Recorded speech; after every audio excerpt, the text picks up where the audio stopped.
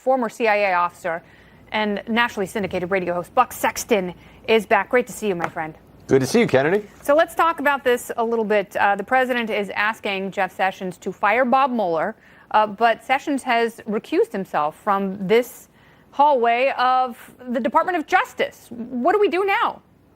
Well, it's a lot of sound and fury signifying nothing from the president Macbeth, on this one. As it were. Sometimes you got to throw it out there. I think that the president is frustrated. I think a lot of the American people who are looking at the situation honestly are frustrated.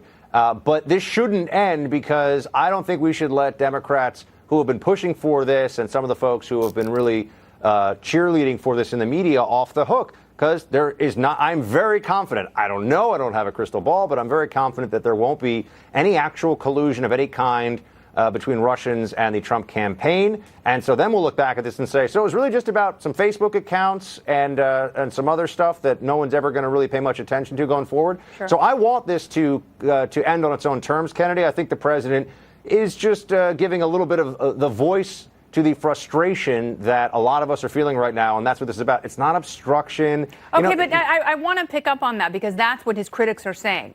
That when he goes on Twitter and they're like, this is an authentic and official document of the President of the United States, is the same thing as testifying under oath or signing an executive order.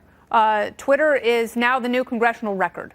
They are saying that the president voicing whatever concern he has, perhaps he is fighting back, perhaps he's in a bad mood, that amounts to obstruction of justice. Well, just because it's written in tweet format, it doesn't mean that it's any different from any other presidential pronouncement that he would make off the cuff at a press conference, or just because he felt like saying something at some point. Or from the stage at a rally. Yeah, or from exactly, or from the stage at a rally. So, people are trying to make, I think, a bigger deal of this than it really is. And if they really push on the issue of obstruction, and I know that they're looking more at whether or not there was obstruction in firing Comey, there's a very serious legal argument that it's essentially impossible for the president, under any circumstances, to have committed obstruction by firing the FBI director who serves at the pleasure of the president. The president is constitutionally allowed to say, I woke up today and I think that James Comey is a lanky weirdo who is not self-aware at all, and I'm going to fire him. I would have. That would have been my reasoning. Well, that's ballgame. Justified. And that's it. I like to think so. All right, but there obviously is a difference between expression and obstruction. And the president and his legal team have said there's no such thing as collusion. You can't collude and break the law. There's no law against collusion.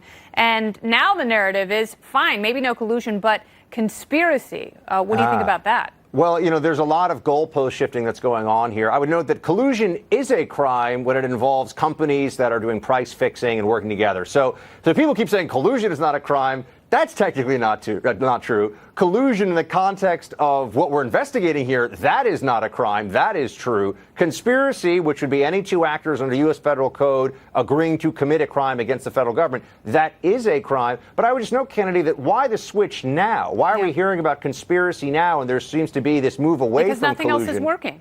Because nothing else is working. And also I think that collusion is going to be kept open as a kind of a political crime, if you will. That's where the narrative will shift, especially if the Democrats take the House in the fall. Mm-hmm. They're going to say, well, we need to impeach the president because of the collusion that we think was there. It wasn't proven in a court of law, but it doesn't have to be proven in a court of law because it's not really a crime.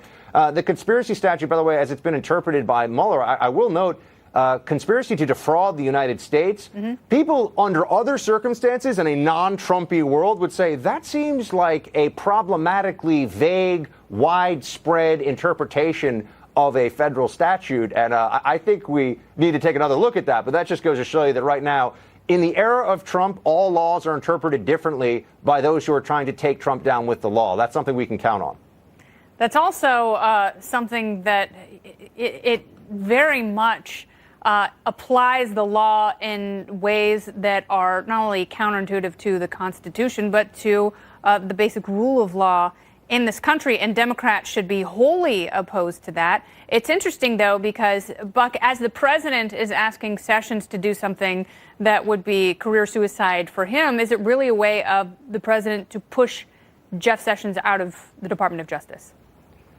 Look, Sessions has weathered the storm up to this point. I got a chance to talk to him about this about a month ago, and I think on immigration, Sessions is so strong that Trump can kind of play a little bit of good cop, bad cop with his attorney general, and that's what you're seeing here. I mean, Sessions does enforce the agenda in other ways that's really valuable to the administration. But look, I think it was a mistake for him. But here's the problem, Kennedy. Without collusion, if it was just Russian interference, there's no need for a special counsel here. The only reason there was a special counsel was this fantasy that Trump and his campaign somehow worked with this Russian interference effort. So when we all look at this and say, hold on a second, if there's no collusion, then there really never should have even been a special counsel, and therefore there also, by the way, shouldn't have been a recusal from Jeff Sessions. You know, in retrospect, it does look a little bit silly. Not as silly Jeff as a Sessions should never have been appointed attorney general. And, you know, Republicans who defend him in his appointment, it's like, baby, you got Doug Jones. Congratulations. The whole thing is a quagmire. Can I just say that, you know, people make mistakes in their judgment, Kennedy. Some people pay $15,000 for an ostrich coat. Yeah, you know what? I hope to the sweet baby Lord Jesus in heaven that someday I can pay $15,000 for an ostrich coat. Me too. From your lips to God's ears. Buck Sexton. Good to see you, Kennedy. You too. Thanks so much.